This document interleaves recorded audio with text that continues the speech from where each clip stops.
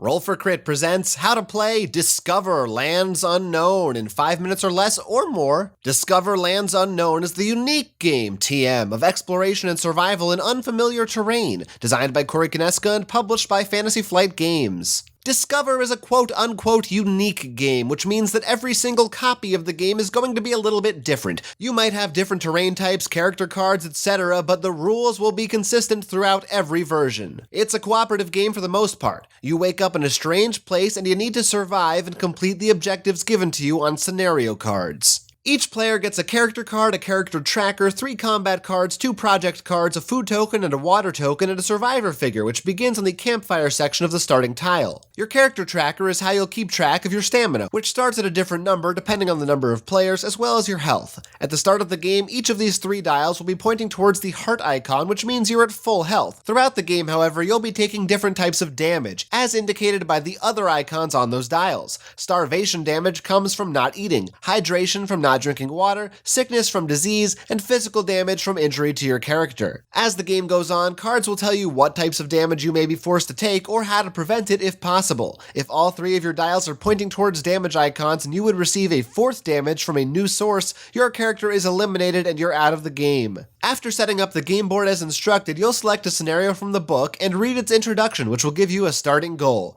Now, players take turns taking actions during the day phase before proceeding to the night phase. One player will be selected as the tribe leader. Whoever holds this token takes the first turn during the day. On your turn, there are a multitude of actions that you can take. You can take them any number of times and in any order, but each one costs stamina, almost always 1 stamina per 1 action. Here's a rundown of all the actions available to you on your turn, each of which costs 1 stamina unless otherwise noted. Move! Transfer your figure from its current space to one adjacent space on a revealed tile in any direction. Depending on your terrain type, this may cost more stamina because parts of the map are more difficult to move through. Check your rulebook for reference. As soon as you move into a space, you get to take the gather action automatically for free without spending any stamina. To gather, there are different types of these tokens with different effects. If it's a resource such as wood or stone, simply take it and add it to your personal collection. If there is a feature or water source token on your space, you can flip it over. If there's a number printed on the token, find the card of that number in the exploration deck and follow its instructions. If it's an animal or a monster, you'll go into combat, which we'll get into specifics on later. If it's a water source token, then flip it over. It will reveal that the source is either clean water, dirty water, or medicine. In any case, you get 1 token of that resource and can spend actions to get more, costing 1 stamina each time. Each survivor can only carry a maximum amount of 10 things between item cards and resources.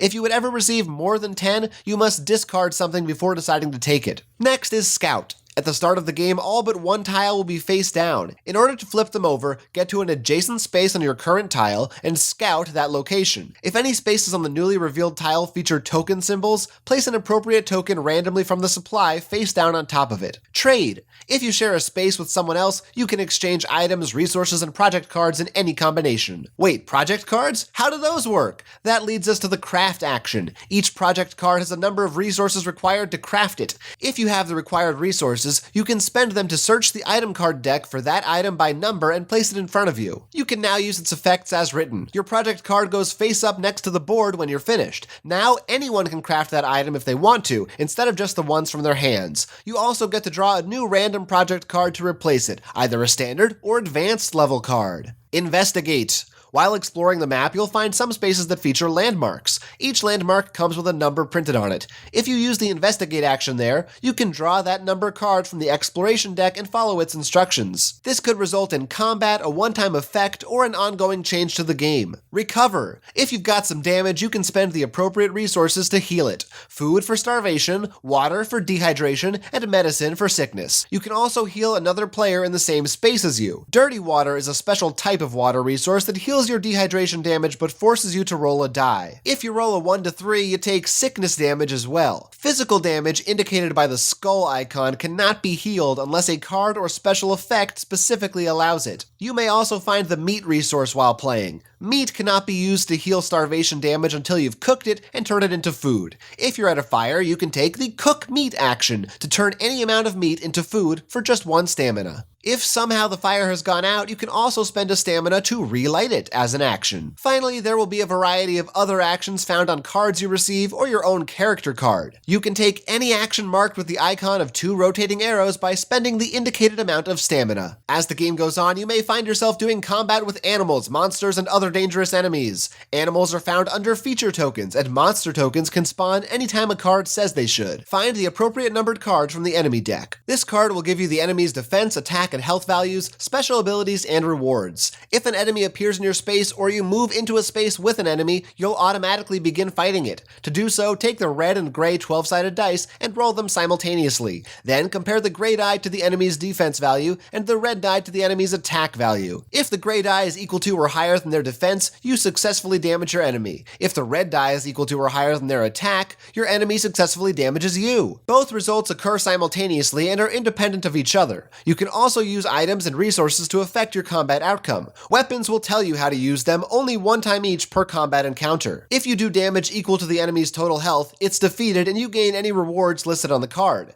If it still has health left, mark the damage using a counter token. The enemy will then flee based on the number rolled on the red die. Match that number to a direction found on the compass, which will be placed near the board. The enemy moves 1 space in that direction. If there is no empty explored space in that direction, the player chooses another adjacent space to move them to. If you have an item or ability that allows you to escape combat, you can do so by moving to an adjacent empty space of your choosing. If an enemy is marked as lethal, then you cannot escape from it, and it doesn't retreat. It keeps fighting players in its space, continuing clockwise if there are multiple players there, until it or the players are defeated. Each player also has 3 combat support cards. If you're within 2 spaces of another player during combat, you can use one of these 3 cards to assist them. Each player within range decides if they'd like to contribute a card in turn order before the current player rolls their combat dice. You can take as many actions as you have stamina for before ending your turn. You don't have to spend all your stamina as it will carry over to the next round. However, you can't have more than 12. Once all players have finished taking their turns in a clockwise order, the night phase begins. The tribe leader draws a night card and reads it out loud from top to bottom, following its instructions. Sometimes players will have to draw a random threat card and resolve its negative effects. Once the card has been carried out completely, a new day phase begins. The current tribe leader remains the tribe leader unless they decide to transfer the title to another player,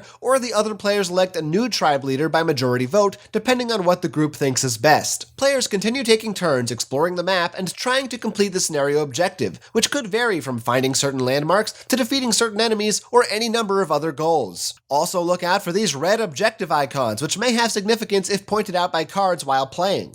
When a player has completed all of the objectives, they win.